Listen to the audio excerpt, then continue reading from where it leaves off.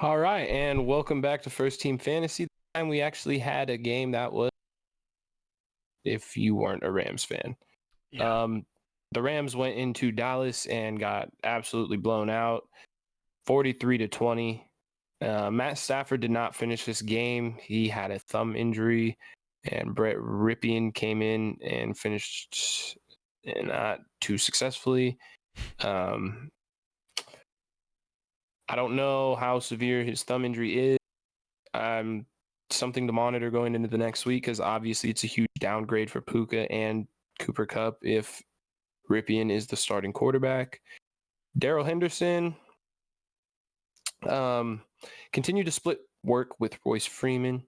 They both actually finished with fairly decent fantasy days.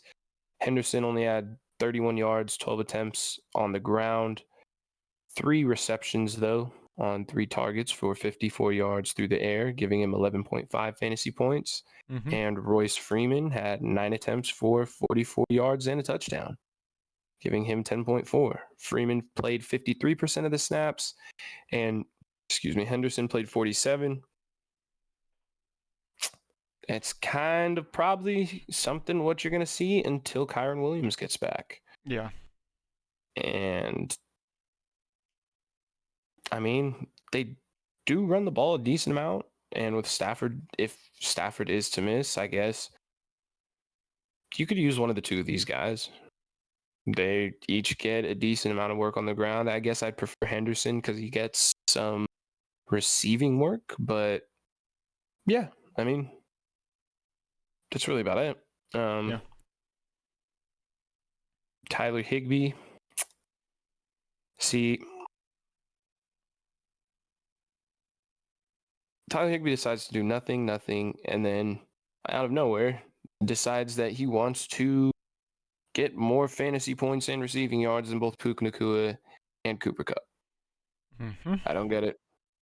He finished with 5 catches on 7 targets for 45 yards, 9.5 points, out there 87% of the time. I mean, if Ripien is to go, I think I'd like Higbee as a pass catcher just a little bit more because tight ends tend to be one of the favorite targets of we just saw it happen last night with Tyson Bagent and Cole Kmet, even though for them that was an outlier for some reason. But it's something that you tend to see with a backup quarterback or a young quarterback coming in. They target the tight end a lot. Yeah. Cooper Kupp, 10 targets, only caught 4 of them for 21 yards. 2 terrible weeks in a row from him. Can't do anything but keep throwing him out there. But you're definitely concerned if Brett Ripien is to go and not Matt Stafford. Yeah, it's just ugly. Not too much to talk on there either. Puka Nacua, 3 catches on 7 targets for 43 yards. Almost caught another touchdown. Almost touchdowns don't get you points though. And Tutu Atwell, 2 catches on 4 targets for 21 yards. Also had 2 rushing attempts for 8 yards, 4.9 points. It's just an ugly day for all the Rams pass catchers, honestly. What about their leading pass catcher in the receiving room? Ben Skoranek.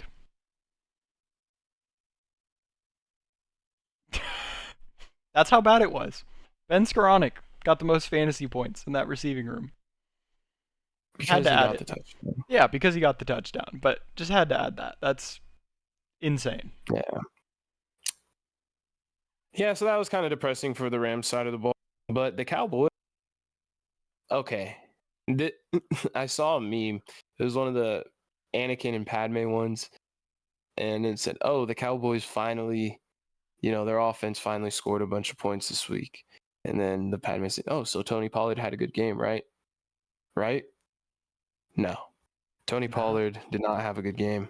My man finished with 12 attempts, 53 yards, 1 catch for 2 yards, 6.5 fantasy points. And seeing that the Cowboys put up 43 points, you'd like to think, how is this possible? Yeah. He's not getting any real work in the receiving game, and that's what made him really good last year.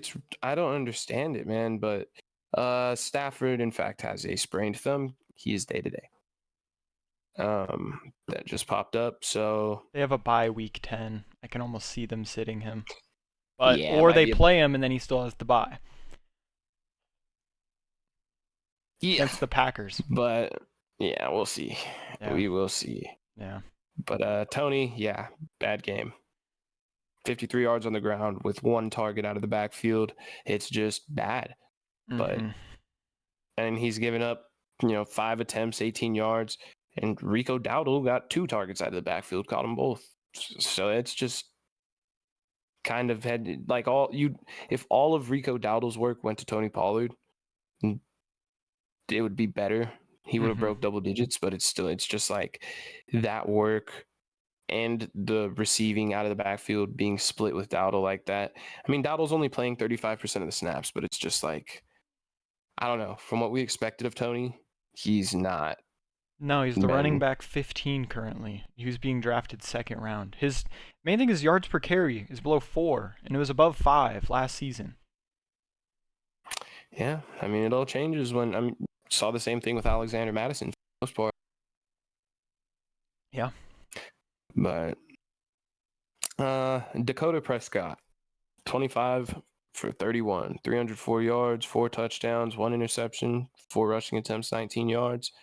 I said he was probably one of my favorite starts at the quarterback position this week, and he came through. 29.1 points, coming off of another great performance before their bye week.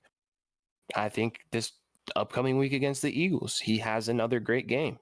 Mm-hmm. Dak, he's a good quarterback to have right now, honestly. CD Lamb, 41 fantasy points. Just want to start off with that. Amazing day. Yeah. 12 catches on 4. So I'm pretty sure he like broke his own record. Like CD, it's great to see. Mm-hmm.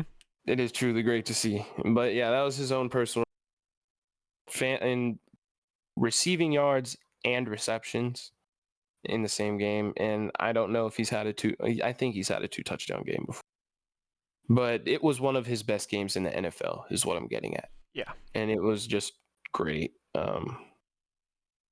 One thing you forgot to mention in the Patriots and Dolphins game, Jalen Ramsey in his first game back got an interception. I did. Yeah. It's a Shouts big out to Jalen addition. Ramsey. Big addition for the Yeah. Dolphins. Shouts out Jalen Ramsey. I did forget about that. I wanted to mention that. But yeah, CD, like I said, one of the best games of his career. Mm-hmm. And I think this week we are kind of seeing that Brandon Cooks is that wide receiver too. He got 3 catches on 4 targets for 49 yards and a touchdown, 14.2 fantasy points, played 62% of the snaps to Michael Gallup's 51. Mm-hmm. Michael Gallup got 3 targets, caught 2 of them for 20 yards. This is the second week, or not second week in a row because there's a bye in between, but the second game in a row for the Cowboys that we have seen Brandon Cooks produce more than Michael Gallup. Yeah. And Brandon Cooks get in the end zone. Mm-hmm. So I'm liking Brandon Cooks moving forward. I think he's someone who should definitely be rostered. I mean, honestly, next week they play the Eagles. We saw what Jahan Dotson, Terry McLaurin, Curtis Samuel was doing, what Jamison Crowder did. If you want to start Michael Gallup next week, by all means, I mean, Michael Gallup or Cooks? Brandon Cooks for 100% sure for me. No, you said Michael Gallup. Oh, I thought you were asking me, Michael Gallup or Cooks. Oh, yeah, no, I agree with that. But Yeah, you said if you want to start Michael Gallup.